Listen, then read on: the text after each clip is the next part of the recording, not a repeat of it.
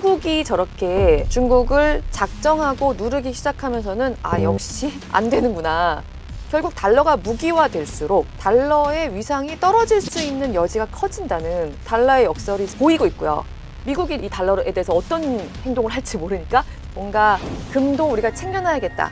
요거를 보여주고 있는 상황이라고 할 수가 있어요. 들을수록 똑똑해지는 지식 뉴스! 크리스틴 라가르드, 이제 옷 멋있게 입고 다니시는 유럽 중앙은행 총재가 지난해 뉴욕에서 미국 외교협회의 행사에 연사로 나왔는데요. 이런 얘기를 합니다. 어떤 나라들은 중국 돈이나 인도 돈 같은 대체 통화를 찾거나 자체 결제 시스템을 만들고 있다. 달러가 갖고 있는 기축 통화의 지위가 더 이상 당연하다고 생각할 수 없다. 이런 말을 해요. 물론 라가르드 총재는 이제 미국한테 이런 얘기를 좀 하고 싶은 거죠. 지금 미중 갈등이 너무 격화되면 중국만 힘든 게 아니라 다른 나라들도 여러 가지로 힘들어지는 점들이 나오니까 좀 적당히 해달라. 서두로 얘기를 했지만요. 어쨌든 유럽 중앙은행의 수장 입에서 달러의 기축통화 지위를 당연한 걸로 편안하게 생각하고 있지 말라는 말이 나왔다는 거는 상당히 의미심장하다고 할 수 있습니다. 안녕하세요. 저는 SBS 보도 경제부 권혜리 기자입니다. 안녕하십니까. 저는 하나증권 리서치센터의 박승진 글로벌 ETF 팀장입니다. 특히 또 올해는 지난해에 이어서 미국과 동맹, 그리고 중국, 러시아와 그 동맹, 이렇게 두 개로 세상의 공급망 분리가 점점 더 굳어지는 그런 해가 될 거라고 얘기할 수 있어요. 그러면 미국과 그 동맹이라고 할 수 없는 나라들의 경우에는 계속해서 미국의 지배력으로부터 벗어나려고 몸부림치는 한 해가 될 거고요. 결국 그거는 달러의 지배력을 벗어나려는 노력과 이어진다고 할 수밖에 없습니다. 지금 미국의 금융제재가 2년째 받고 있는 러시아 있잖아요. 저렇게 우크라이나와 계속 전쟁을 하고 러시아 사람들이 굶어 죽지 않고 살고 있죠. 어떻게 그럴 수가 있냐. 러시아 사람들은 중국이랑 교역을 할 때는 러시아 루블화와 중국 위안화의 비중이 92%까지 이르게 된 걸로 나옵니다. 이제 달러를 근간으로 한 국제 결제 시스템에서는 배제가 돼버리니까 이렇게 자국 돈으로 국제 결제가 일어나는 비중이 올라가는 거예요. 이 중국이라는 대국과 러시아라는 대국이 서로 필요한 물자를 주고받고 이렇게 할 때는 달러가 이제 사실상 필요가 없어진 거예요. 그러니까 계속해서 러시아가 저렇게 전쟁을 할 수가 있겠죠. 그래서 러시아는 스위프트 대신에 SPFS라는 자기네 결제 시스템의 영역을 넓히고 있고요. 이거를 쓰고 있는 나라들도 지금 꽤 늘어나고 있어요. 그리고 러시아 사람들이 비자나 마스터카드를 쓰는 게 매우 불편해진 대신 미르라는 MIR이라는 자기네 지급결제 시스템을 또 안착시키려고 하고 있는데 이것도 조금씩이지만 영역을 넓히고 있거든요. 이게 지금 좀 달러의 역설이라고 할 수 있는데 미국이 주도하는 세계 질서로부터 반하고자 하면 달러라는 엄청나게 강력한 무기로 확 그 나라를 틀어막을 수가 있습니다. 그런데 달러는 가장 믿을 수 있는 기축통화였어야 하잖아요. 아무리 나쁜 놈이라고 할지라도 그 달러로부터 배제될 수 있다는 걸 세상이 보게 되면 역시 달러도 공기 같은 건 아니구나. 미국에 반하게 되면 여기서 배제될 수가 있는 거구나 라는 생각을 당연히 하게 되고요. 그렇다면 러시아뿐만 아니라 러시아의 우방국이라든가 미국과 동맹을 그렇게 맺고 있지 않은 나라들은 이런 생각을 훨씬 더 강하게 가졌겠죠. 결국 달러가 무기화될수록 달러의 위상이 떨어질 수 있는 여지가 커진다는 그런 달러의 역설이 지금 보이고 있고요. 예를 들면 독재자라고 생각을 해보세요. 지금 자기 금고에 달러를 막 쌓았는데 내가 만약에 미국이나 미국 주도의 국제 질서에 반하는 행동을 했을 때 미국이 이거를 휴지 조각으로 만들 수 있는 거구나 라고 하는 위기감이 중동 국가들이라든가 이런 데 나오기 시작했다는 거죠. 그러면서 신흥국들이 지난해에 달러를 많이 좀 매집하기 시작한 걸로 나옵니다. 탈달러라고 하는 거는 사실상 가능하지 않다는 의견도 굉장히 크지만 분명한 것은 미국과 그 동맹이라고 할 수 없는 나라들 같은 경우에는 그야말로 온갖 종류의 노력들이 일어나고 있다는 거예요. 중국 같은 경우에 위안화로 사우디에게 원유를 위안화로 결제하고 싶다. 이런 부분을 계속해서 좀 타진하고 있고요. 그리고 브릭스라고 하죠. 브릭스는 꼭 미국에 반대를 하는 나라들이라고는 할 수 없지만 어떤 중국과의 어떤 경제적인 유대나 이런 부분들이 상당히 크다고 할 수 있는데 이 안에서는 위안화로 결제를 하자. 이런 노력들도 계속해서 일어나고 있습니다. 달러가 이렇게 세계 기축통화로 기능할 수 있는 아주 큰 근간 중에 하나는 어쨌든 아직까지는 세계의 에너지는 원유인데 달러가 아니면 그걸 살 수 없었다는 게 아주 컸거든요. 그런데 이런 식으로 계속 거기에 누수가 구멍이 좀 뚫리고 있는 거예요. 달러가 기축통화가 앞으로 안 될 것이냐? 근미래에는 가능하지 않다.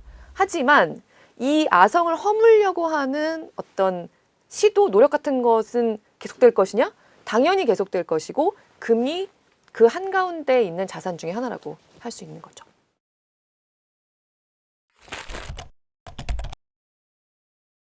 작년 제가 5월에 기자님 나오신 친절한 경제에서 세계 각국 중앙은행들이 금을 막 사모으기 시작한다는 리포트를 봤어요. 그 후로 지금 벌써 수개월이 지났잖아요. 지금은 좀 어떤 상태인지 궁금합니다. 지금도 계속해서 그 상황은 이어지고 있어요. 2022년에도 각국의 중앙은행들이 금을 사모으는 모습이 좀 많이 나타났었거든요.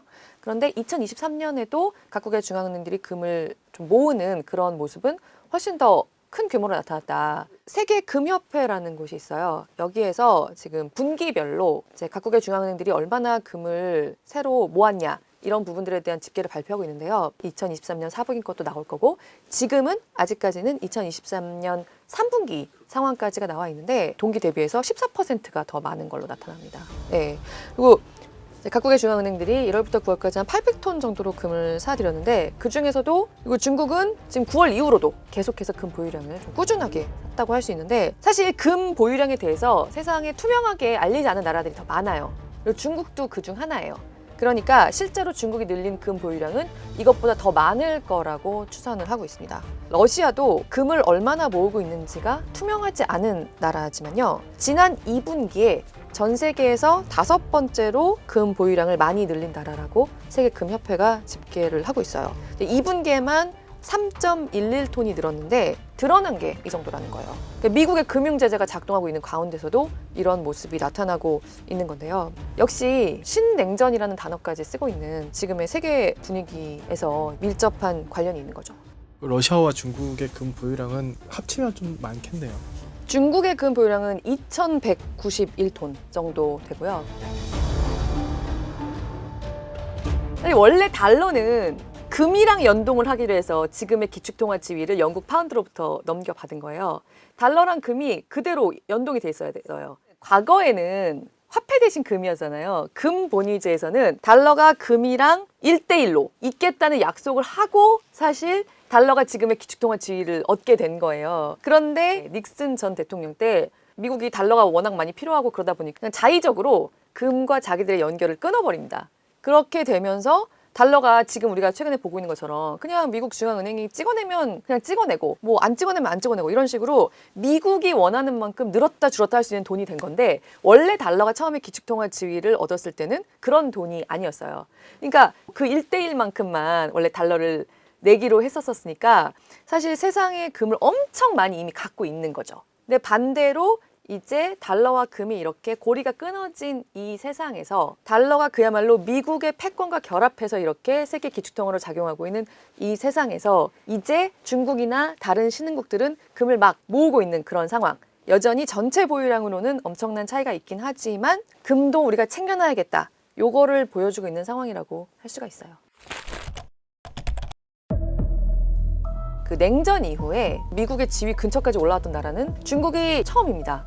세상에 저가로 막대한 제품들을 공급하면서 인플레이션을 낮출 수 있는 그런 공장으로 기능을 할 때는 미국이 그걸 내버려 뒀는데 사실 빅2까지 올라오게 되면서는 기술 패권이든 실제 권력, 무력에 있어서든 그야말로 미국이 이제 중국이 더 이상 올라오는 거를 좌시할 수 없는 상황이 되면서 우리가 한 2018년, 2019년 즈음부터 정확히는 이제 트럼프 행정부 때부터 미중 무역 갈등이라는 단어가 많이 쓰이기 시작해서 이제는 세계의 무역 환경을 그야말로 좌우하고 있는 가장 큰 변수로 작용을 하고 있습니다.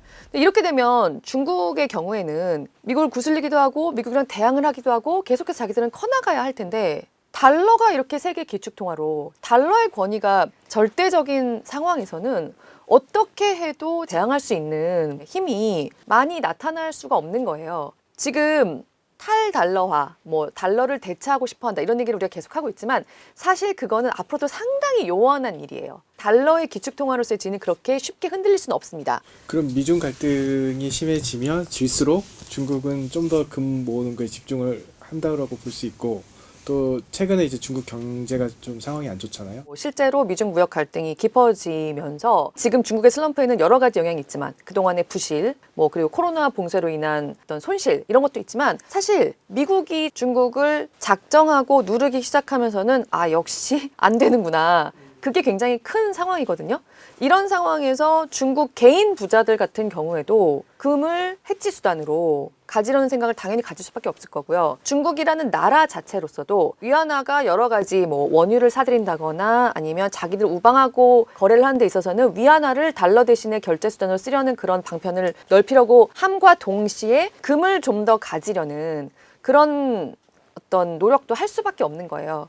사실 보관하기도 힘들고 무겁고 먹을 수도 없고 이자 한 푼 안 붙여주는 금괴를 이렇게 최근에 공격적으로 사들이는 데는 달러로부터 벗어나고 싶은 여러 몸부림 중에 하나로 이런 노력이 계속 일어나고 있다. 이것만은 부정할 수 없는 사실이라고 할 수 있습니다. 근데 여기서 그렇게 이게 의미 있는 시도는 아닐 수 있다라고 하는 그런 의견도 조금 얘기를 드리자면 중국에서 금 보유량을 지금 늘리고 있는 그런 상황은 일본과 더불어서 미 국채 큰손인데 중국이 갖고 있는 미 국채 보유량이 줄어들면서 금 보유량이 늘어난다. 그래서 이런 기사도 많이 나오기는 했었어요.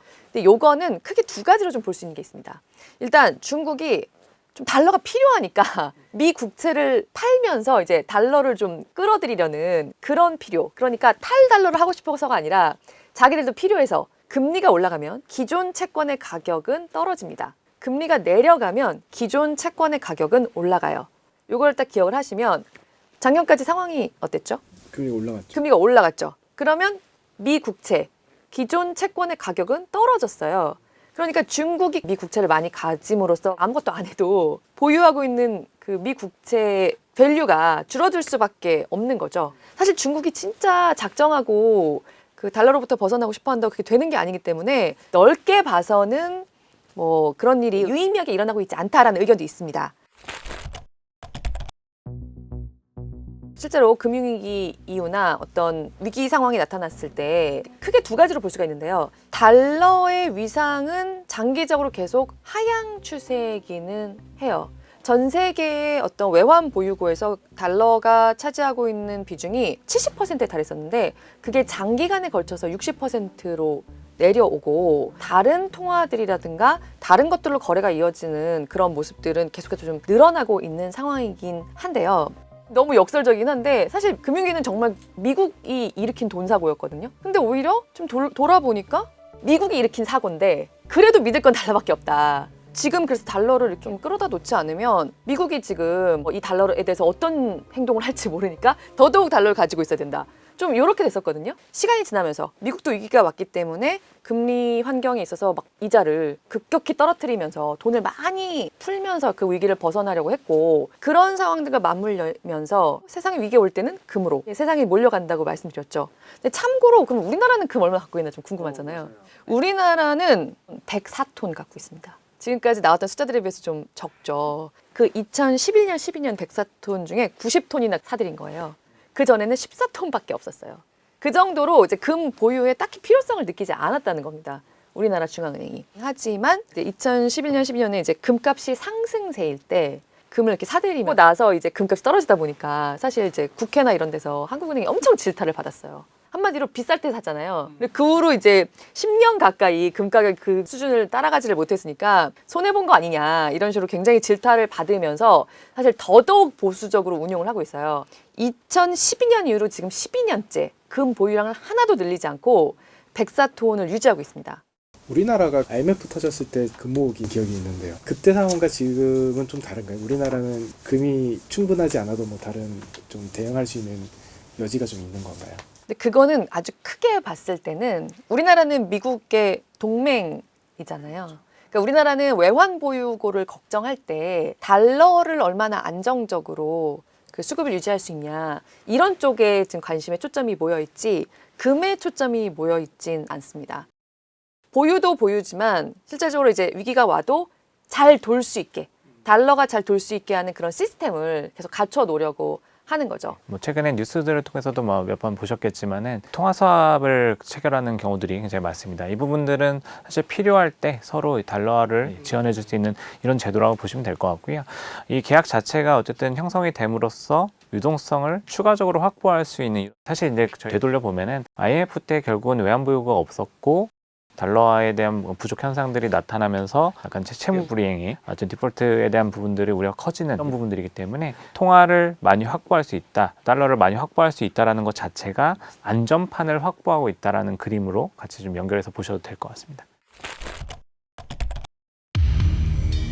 금 가격 관련해서는 이 중앙은행의 정책의 방향성에 대해서 굉장히 많이 연관지어서 볼 필요가 있을 것 같고요. 일단 금 가격이 정말 실질적으로 움직이기 위해서는 달러와 가치가 또다시 움직여야 되는 부분들이 있습니다. 2023년 연말에 이미 금리 인하에 대한 가격 반영 자체가 상당히 좀 빠른 속도로 미리 진행된 부분들이 분명히 있고요. 이런 부분들을 증명해 나가는 과정들이 2024년에 이제 진행이 돼야 되는 이런 과정들로 보고 있습니다. 그렇기 때문에 추가적으로 가격이 상승하는 부분들은 충분히 가능하다고 보고는 있는데, 이 시기에 대해서는 조금 저희가 지금 생각하는 부분들보다는 뒤에 올 가능성들이 좀 있다. 2분기 후반 이후에 실질적으로는 금리 인하가 시작이 되고 이 달러화의 가치가 떨어지는 현상들이 같이 나올 거기 때문에 금 가격은 자연스럽게 더 많은 달러를 주고 사야 되는 현상들도 자연스럽게 연결이 될 수 있다고 보고 있습니다.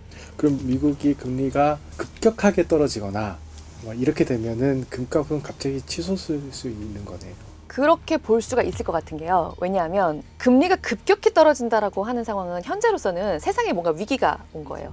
일단 금리 인하도 인하지만 현재로서는 그 연준이 적당히 금리를 조정하면서 갈 수 있는, 요새 연착륙이라는 표현 많이 쓰잖아요.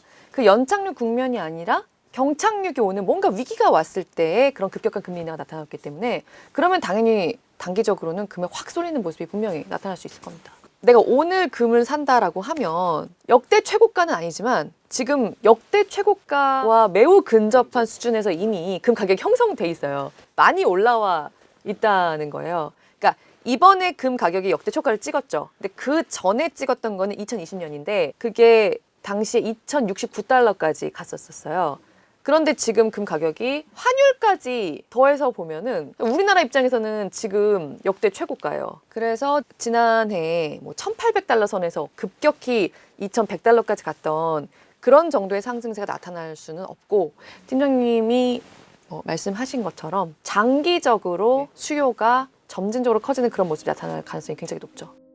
올해 슈퍼 선거해라는 얘기도 하는데, 당장 1월에 있었던 타이완 총통 선거의 결과가 지금 아시아 그리고 미중 관계 이런 데 어떤 영향을 미치게 될지, 여기에 대해서 굉장히 말들이 많이 나오고 있잖아요. 올해 세계에서 일어나는 많은 선거들이 작은 나라들에서 일어나지 않아요. 타이완 같은 경우에도 중국하고의 관계라든가 아니면 세계 반도체 시장에서의 위치라든가 작은 나라라고 할 수가 없잖아요. 상당히 한다 하는 나라들에서 선거가 많아서 슈퍼 선거해라고 얘기를 합니다. 아직 우리가 미처 예상할 수 없는 선거를 둘러싼 그런 변수들까지 이런 부분들에서 또 하나하나 변수를 작용할 거라서, 무역협회 같은 경우에 지난해 말에 올해 전망에 대한 보고서를 내면서 상당히 도발적인 제목을 달았는데, 극한의 불확실성에 대비하라 라는 제목을 달았어요. 사실 그게 크게 틀린 말이 아닙니다. 올해 여러 가지로 불확실성들이 많은 해가 될 거라서 정말 세계 경제가 극한의 불확실성에 대비해야 하는 그런 해가 되지 않을까라는 전망이 상당히 큽니다. 오늘 교양일을 부탁해 재테크편은 여기까지입니다. 감사합니다. 우리 집 양이는 밤마다 뛰어다녀요. 도대체 왜 이러는 걸까요? 추워. 예방주사 어디 갔어 할까요? 당신의 궁금증, 지식비서 스프에서 해결하세요.